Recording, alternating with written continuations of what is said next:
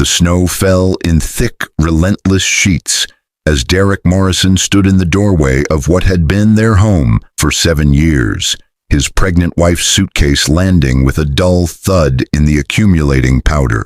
Behind her, trembling and clutching a worn photograph, stood her elderly mother, eyes wide with disbelief at the son-in-law she thought she knew. What Derek didn't know, what he couldn't possibly know as he slammed that door with finality, was that exactly 47 minutes earlier, in a mahogany-paneled law office 300 miles away, his wife had just become the sole inheritor of a $450 million real estate empire that would make his construction company look like a lemonade stand.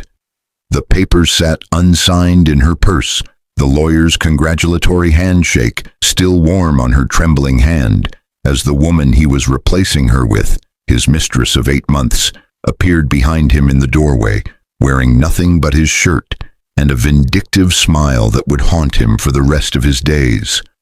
But it was what he did when he finally discovered the truth about the fortune that shocked even him to his core, and what his wife did in response didn't just destroy him, it erased him from the world he'd built so completely that he became a cautionary tale whispered in boardrooms across the country. How does a man lose everything in a single moment of cruelty? What happens when the woman you cast aside holds more power than you ever dreamed possible? And what kind of revenge doesn't just break a man, but systematically dismantles every pillar of his existence until he's left begging for the mercy he never showed? The wind howled like a wounded animal as Victoria Hayes stood on the snow-covered driveway, one hand instinctively cradling her 6-month pregnant belly, the other gripping the handle of the suitcase that contained what little Derek had allowed her to pack. The cold bit through her thin coat. The expensive winter one was still hanging in the closet, but he'd refused to let her go back inside for it. "Please, Derek," her mother Patricia whispered from behind her, her voice breaking. "It's below freezing. At least let us call a cab from inside." Derek Morrison stood framed in the warm light of the doorway, his 6'2" frame blocking any chance of re-entry. He'd been handsome once, or at least Victoria had thought so 7 years ago, when they'd met at that charity fundraiser. Now his face was twisted with something that looked almost like pleasure. "You should have thought of that before you embarrassed me," he said coldly, "before you made me look like a fool in front of my business partners." Victoria's mind reeled, trying to understand what had shifted so dramatically. Just this morning, everything had been normal, or as normal as things had been for the past 8 months since she'd noticed the distance growing between them. The secret phone calls, the late nights at the office, the smell of perfume that wasn't hers. "I didn't embarrass you," Victoria said, her voice stronger than she felt. "I simply told Jennifer that I couldn't donate to her foundation this year because you said we needed to tighten our budget." "You made me look cheap." Derek's face flushed red. "Do you have any idea how that makes me appear? My wife telling one of the most influential women in the city that we're having money problems? But you told me." "I don't care what I told you." He stepped forward, and for the first time in their marriage, Victoria felt genuine fear. "I'm done with this, Victoria. Done with your mousy little voice, your constant questions, your pathetic attempts to be relevant in my world." That's when she appeared. Amber Sinclair emerged from the shadows of the foyer like she'd been waiting for her cue in a rehearsed play.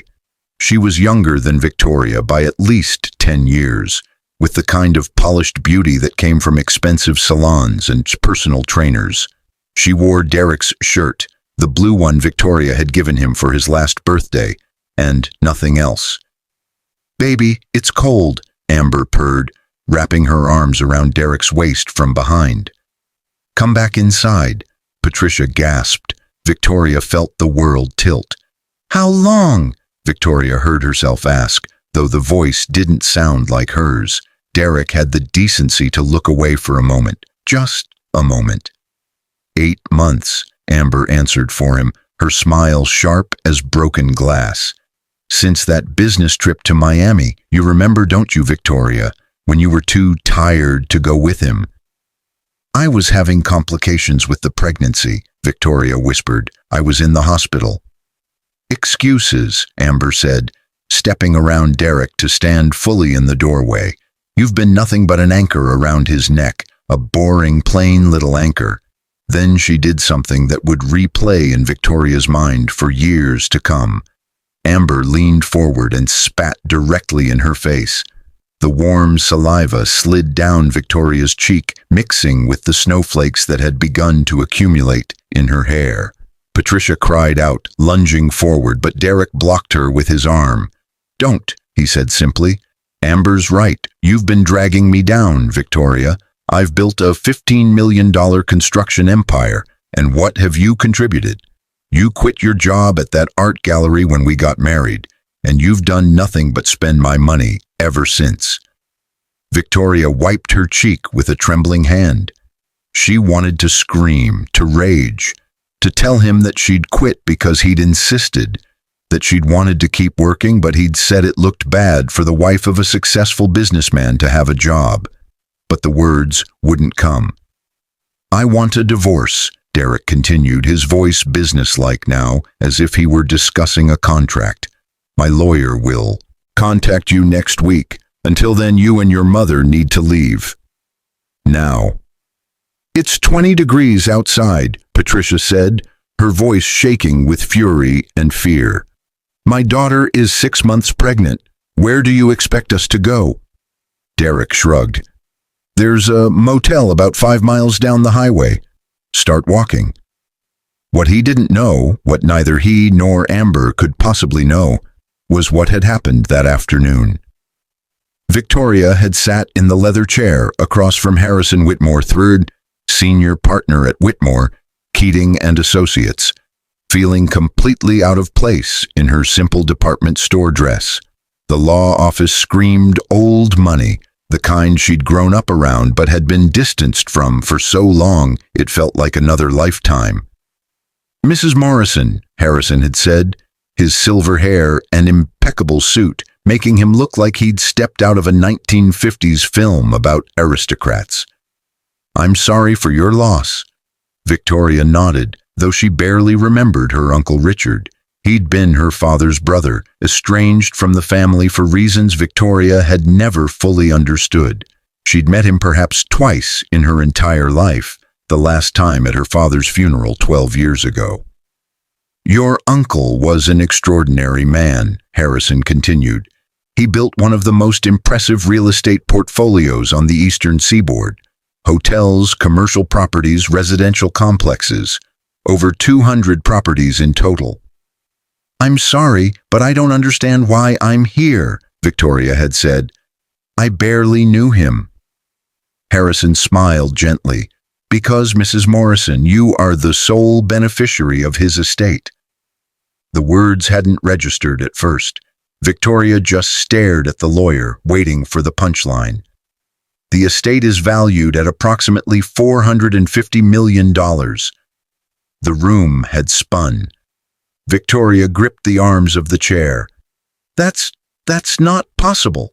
Why me? Why not his children or—" Richard never married, never had children, and according to his will, which he updated just 6 months before his passing, he'd been watching you, Mrs. Morrison.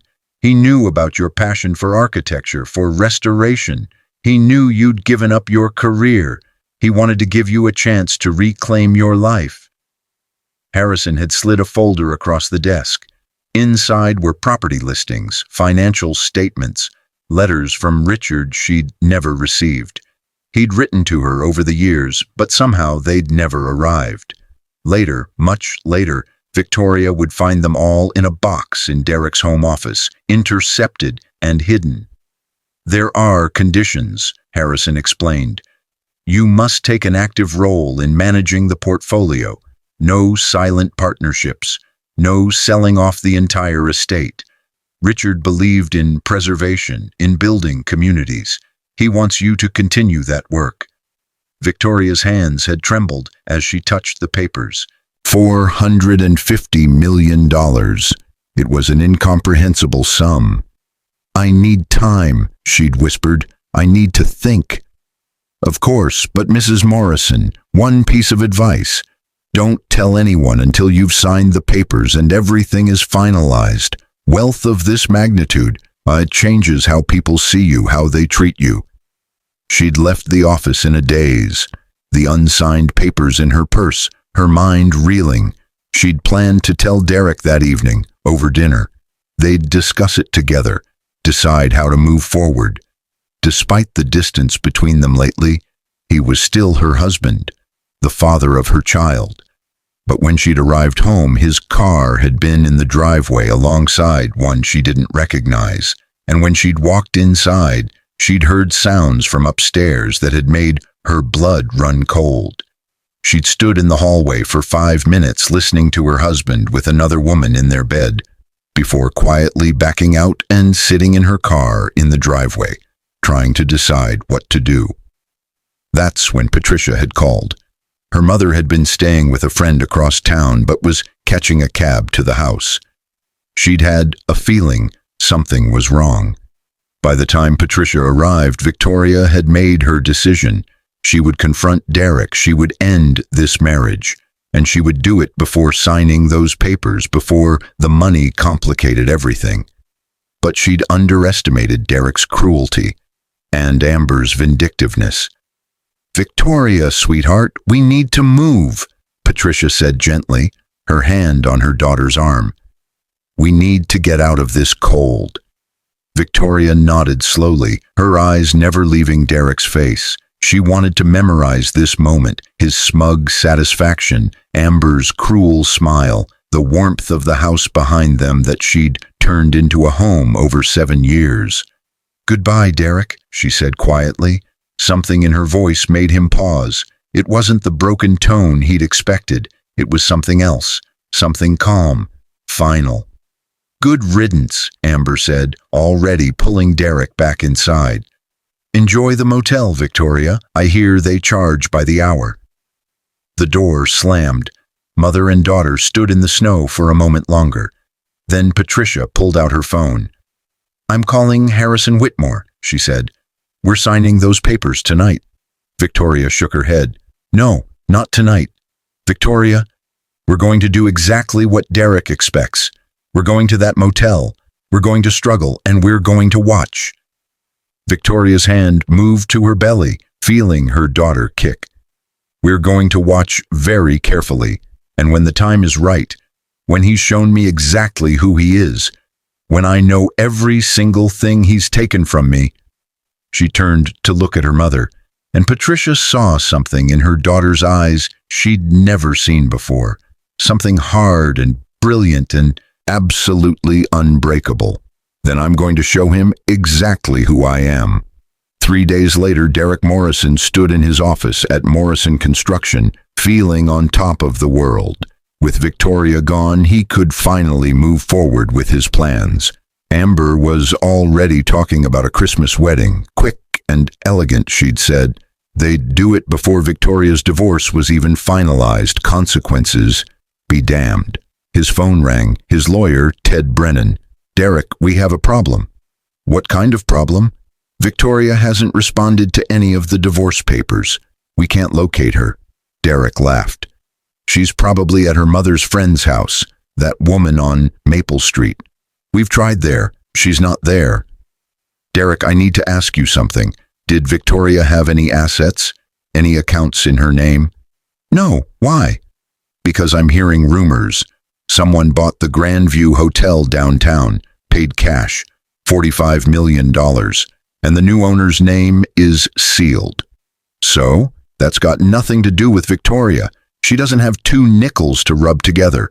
But even as he said it, something cold settled in Derek's stomach. A memory. Victoria coming home that afternoon, looking strange, distracted. He'd been too focused on getting her out of the house to notice.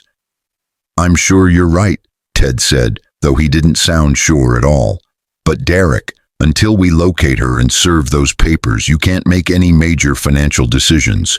No asset transfers, no major purchases. If she's hiding, we need to know why.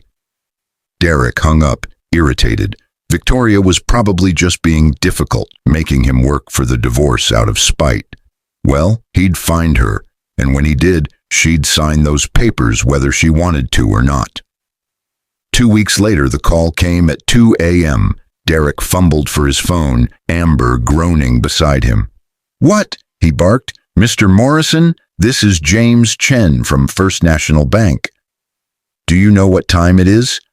"Sir, I'm calling to inform you that your line of credit has been called in. The full amount, due in 30 days. Derek sat up. "What?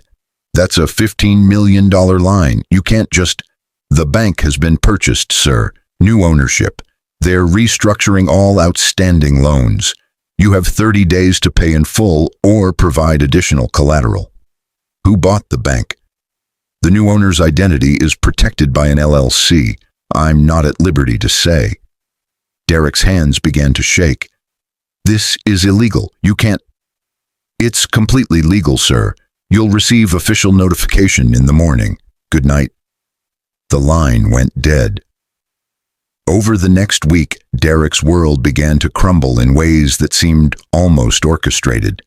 His biggest client, the Riverside Development Project, pulled out, citing concerns about Morrison Construction's financial stability.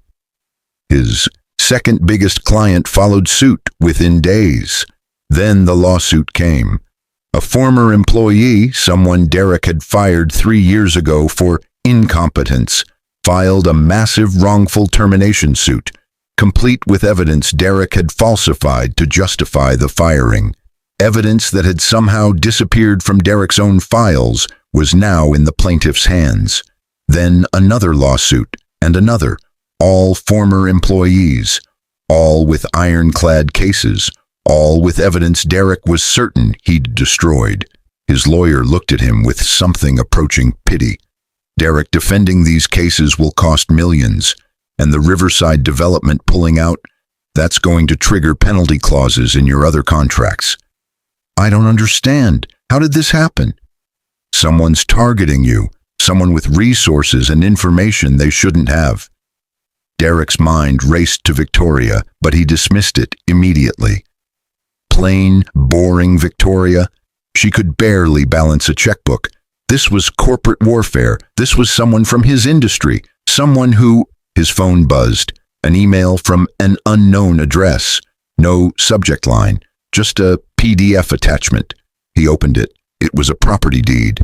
The Grandview Hotel. And there, in black and white, was the owner's name. Victoria Hayes Morrison. His hand trembled as he scrolled down. Another property. The bank that had called in his loan. Owner, Victoria Hayes Morrison. Another, the office building where his biggest client was headquartered. Owner, Victoria Hayes Morrison. 15 properties in total, each one worth tens of millions. And at the bottom of the email, a single line. "You told me I contributed nothing. Let me show you what I'm worth." Derek's coffee cup slipped from his hand, shattering on his desk. 1 month later, Victoria, the Morrison Construction bankruptcy filing, just went through.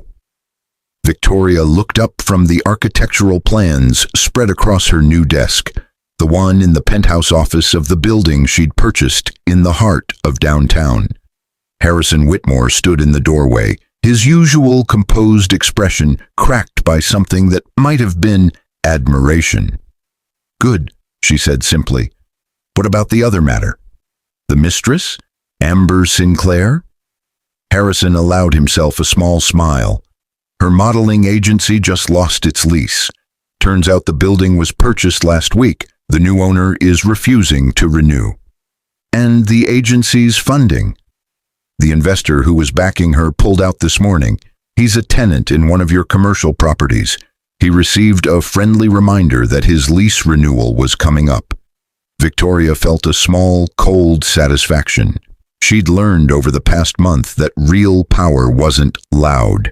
It didn't scream or spit or throw people out into the snow. It was quiet, methodical. It dismantled lives piece by piece while maintaining perfect deniability. "There's something else," Harrison said, his voice careful. "Derek has been trying to reach you." "I know. I've received 47 calls, 63 texts, and he showed up at the Grandview 3 times before security escorted him out.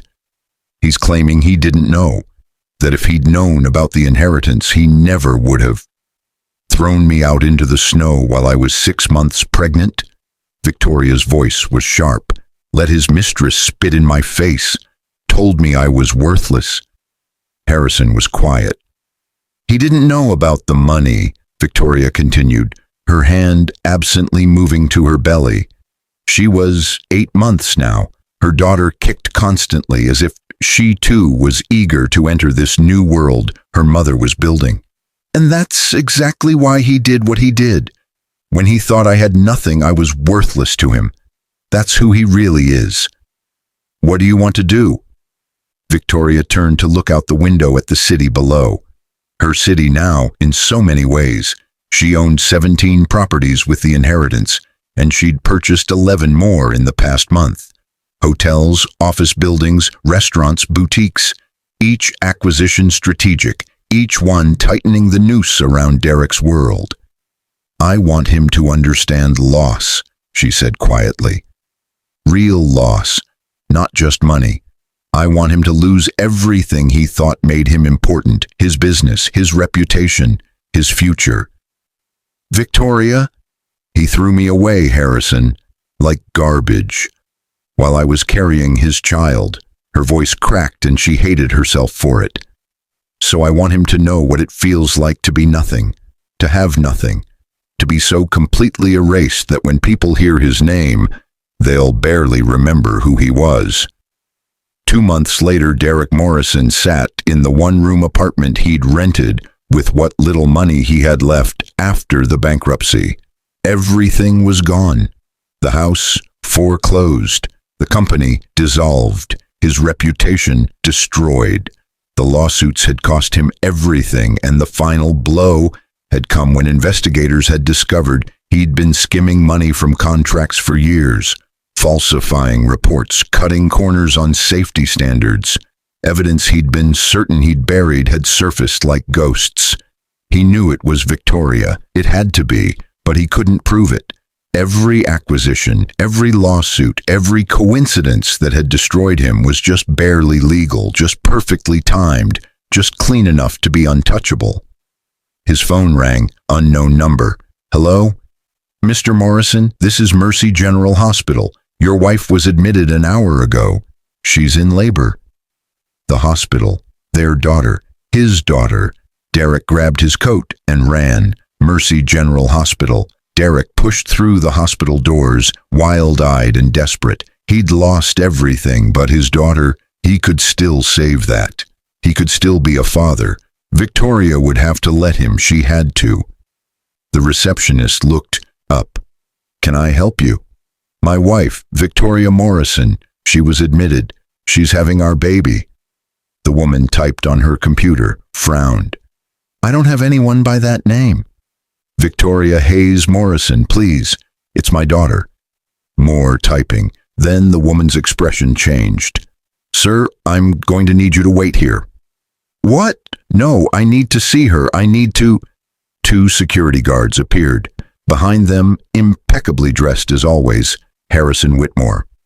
"Mr. Morrison," Harrison said calmly, "Mrs. Morrison has requested that you be denied access." "She can't do that. That's my daughter." "Actually, she can. Mrs. Morrison has filed for divorce, which was finalized this morning. She's also obtained a restraining order. You're to stay at least 500 feet away from her at all times." Derek felt the world drop out from under him. The divorce? When? How? "You were properly served, Mr. Morrison. 6 weeks ago, you simply weren't paying attention." Harrison's expression didn't change. "The papers were delivered to your apartment." Derek remembered. A stack of mail he'd been too depressed to open. Bills he couldn't pay. Documents he'd assumed were more lawsuits. I want to see my daughter. That will be up to the courts. Mrs. Morrison is filing for sole custody, given your recent criminal charges. What criminal charges? The DA filed charges yesterday. Fraud, embezzlement, conspiracy. The evidence was quite overwhelming. I'm surprised you haven't been arrested yet. As if summoned, 2 police officers entered the hospital lobby. Derek Morrison. It was happening. All of it, at once. Please, Derek said, and he was crying now, not caring who saw. Please, just let me see her, just once. Let me see my daughter, that's all I'm asking. Harrison studied him for a long moment. Then he turned to the security guards. Give us the room. When they were alone, Harrison spoke quietly. Do you know what she said when she signed those final papers? Derek shook his head. She said, I want him to know what it feels like to be thrown away when you have nothing left to give. Harrison's voice was soft but merciless. You discarded her, Mr. Morrison. When you thought she was worthless, you threw her into the snow like trash. You let your mistress spit in her face. You told her she'd contributed nothing to your life. I didn't know. Exactly. You didn't know she was worth $450 million. And that's precisely the point. If you had known, you would have kept her. Not because you loved her, not because she was carrying your child, but because she was valuable. The police officers were approaching. Your daughter was born an hour ago, Harrison said. 7 pounds, 4 ounces, healthy, beautiful. Victoria named her Hope. He paused. Because even after everything you did to her, she still believes in new beginnings. Derek Morrison, the officer said, pulling out handcuffs. You're under arrest for... Derek didn't hear the rest. He was being led away, the hospital disappearing behind him, and somewhere in that building was his daughter named Hope, who he would never hold, never know, because he'd been too blind to see worth that wasn't measured in dollars. 6 months later, Victoria stood in the nursery of her new penthouse apartment, watching Hope sleep in her designer crib. The room was painted a soft lavender, filled with everything a child could need. Through the window, she could see the city lights twinkling like stars. Her phone buzzed. A news alert. Derek's trial had concluded. Guilty on all counts. 5 years minimum. She should have felt triumphant. She'd won. He'd lost everything, just as she'd planned. But as she watched her daughter sleep, perfect and innocent and untouched by the war Victoria had waged, she felt only emptiness. Harrison had called it justified. Her mother had called it necessary. But standing here now, Victoria wondered if she'd become the very thing she'd hated in Derek, someone who measured worth in power, in victory, in the ability to destroy. Her phone rang. Unknown number. Against her better judgment, she answered. Victoria. Derek's voice. From prison, she assumed. How did you get this number? Your lawyer gave it to me. Said I had one call, one chance. He sounded broken, hollowed out. I'm not asking for forgiveness. I know I don't deserve it. I need you to know something. Victoria should have hung up. She knew she should, but she waited. You were right, Derek whispered, about all of it. I threw you away because I thought you were worthless. I treated you like you didn't matter because you didn't contribute money. And I didn't realize until I lost everything that worth isn't about money. It never was. Is that supposed to make me feel better? No, it's supposed to make you understand that you won. Completely. You didn't just take my money or my business or my freedom. You taught me that the only thing I ever had worth keeping, I threw away in the snow, and by the time I realized it, you'd become someone who didn't need me anymore, who didn't need anyone. Victoria's throat tightened. I have my daughter. I know, and she'll grow up knowing her father was a criminal, a failure, someone who valued all the wrong things. His voice cracked. You didn't just break me, Victoria. You erased me, just like you said you would. I'm nothing, nobody. And the worst part is, I did it to myself." The line went quiet. Then, "I hope Hope has a good life. I hope you both do. And I hope someday, when she asks about me, you'll tell her. Tell her I was a fool who didn't know what he had until it was gone." The call ended. Victoria stood in the nursery, tears streaming down her face. Her billion-dollar empire spread out below her, and she felt more alone than she had standing in that snow 6 months ago. She'd won. She'd destroyed him. She'd gotten everything she wanted. So why did victory taste like ashes? Hope stirred in her crib, making small baby sounds. Victoria went to her, lifting her daughter into her arms, breathing in that perfect new baby smell. "I did this for you," she whispered, "so you'd never be powerless, so you'd never be thrown away." But as she held her daughter close, Victoria couldn't shake the feeling that in her quest to prove her worth, she'd lost something essential, something Derek had stolen from her that night in the snow, something she couldn't buy back with all the money in the world: her capacity to forgive, her ability to heal, her faith that love could matter more than revenge. Outside, the city glittered with possibility and promise. Inside, a woman worth nearly $500 million held her infant daughter and wondered if winning had cost her everything that mattered. Derek Morrison had lost his freedom, his fortune, his future. But Victoria Hayes Morrison, in her penthouse prison of her own making, wondered if she'd lost something far more valuable: her soul. Epilogue. 5 years later, the woman walking through the prison visiting room bore little resemblance to the Victoria Hayes Morrison of the tabloids. She wore simple jeans and a sweater, no makeup, hair pulled back, and holding her hand, a 5-year-old girl with Derek's eyes and Victoria's determination. Derek looked up from the table where he'd been waiting, and his face crumpled. "Hope," he whispered. The little girl looked at him solemnly. "Mommy says you made mistakes. Big ones." "I did." "She says everybody deserves a chance to say sorry." Derek's eyes met Victoria's over their daughter's head. In them, she saw everything she'd put him through, every ounce of suffering, every moment of loss, and something else, something that looked like understanding. "I'm sorry," he said, not just to Hope, but to both of them. "I'm so sorry." Victoria sat down, lifting Hope onto her lap. "I didn't come here to forgive you," she said quietly. "I came because our daughter asked who her father was, and I realized I had a choice. I could tell her you were a monster, or I could tell her you were a man who made terrible choices and is trying to be better." "I am," Derek said. "Trying, I mean.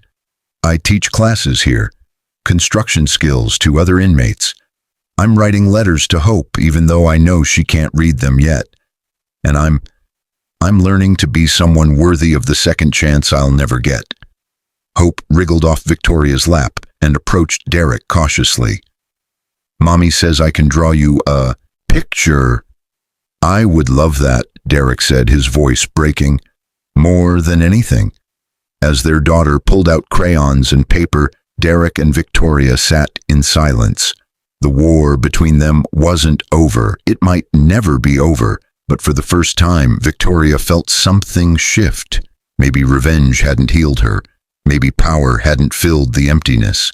Maybe the only thing that could was the hardest thing of all: letting go, not forgetting, never forgetting, but choosing every day to be something more than the sum of her wounds. "She's beautiful," Derek said, watching Hope draw. "She is," Victoria agreed. "She's everything you and I weren't. She's kind. She's fair. She knows her worth without having to prove it." Derek nodded. "You built that empire, that life. You gave her everything." "No," Victoria said softly. "I gave her money. I gave her security. But what she needs, what she deserves, is something neither of us had. The ability to make mistakes without being destroyed by them. The knowledge that she's loved for who she is. not what she has. She stood to leave, gathering their daughter's things. "Victoria," Derek said, "thank you for this, for letting her know me even after everything." She looked at him, really looked at him, for the first time in 5 years, the man who'd destroyed her, the man she'd destroyed in return. And she saw, finally, that they'd both lost the war they'd waged. "I didn't do it for you," she said. "I did it for her and for me. Because I finally realized that the real power isn't in destroying the people who hurt you. It's in refusing to let them turn you into someone you don't want to be." As she led Hope out of the prison, the little girl turned back to wave at the man behind the glass. And Derek Morrison, who'd lost everything and deserved every bit of it, waved back at the daughter who was his only remaining reason to become someone better. Victoria stepped into the sunshine, feeling lighter than she had in years. Her empire waited, her wealth remained, but the burden of hatred, the weight of revenge, the need to prove her worth by destroying someone else, those finally she could set down. She'd kicked him when he was down. She'd erased him when she had the power, and in doing so, she'd almost erased herself. But unlike Derek, she'd been given something he never had, the chance to choose a different ending. Not for him, for Hope, and for the woman she still wanted to become. The snow had long since melted, spring had come, and in the space between revenge and redemption, Victoria Hayes Morrison found something worth more than $450 million. She found her way home.